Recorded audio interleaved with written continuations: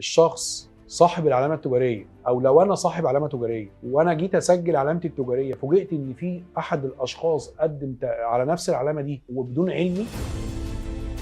من حقي قانونا ان انا اقاضي الشخص ده واختصمه قدام المحكمه عن طريق ان انا بقدم دعوه قدام المحكمه، دعوه قضائيه بختصم فيها الشخص اللي سجل علامتي ده، وبختصم فيها الاداره العامه للعلامات التجاريه او السيد رئيس الاداره العامه للعلامات التجاريه او السيد رئيس جهاز تنميه التجاره الداخليه بصفته، واقول فيها ان انا صاحب الاولويه في الاستعمال. ليه؟ لان المكتب الحكومي ما بيفصلش في ملكيه العلامه او ما بيقولش مين صاحب الاولويه في استعمال العلامه، لان القانون اصلا في الاساس قال ان صاحب العلامه التجاريه او مالك العلامه التجاريه هو من قام باستعمالها وليس من قام بتسجيلها في الجهه الاداريه. فانا هثبت ازاي ان انا صاحب استعمال العلامه التجاريه؟ هثبته من خلال تقرير فني بيتقدم للمحكمه عن طريق خبير، المحكمه بتعين خبير، الخبير ده بيقول مين صاحب الاولويه في الاستعمال، وبعدين المحكمه بتنظر لتقرير الخبير وبتحكم في اغلب الاوقات بتقرير الخبير اللي بيقول مين صاحب الاولويه في الاستعمال. لو المحكمه اثبتت ان انا صاحب الاولويه في الاستعمال بتحكم بشطب تسجيل العلامه اللي قام الخصم بتاعي بتسجيلها واثبات ملكيتي للعلامه التجاريه الخاصه بالدعوه اللي هي بتاعتي، وبتلزم اداره العلامات بشطب التسجيل وتسجيل علامتي،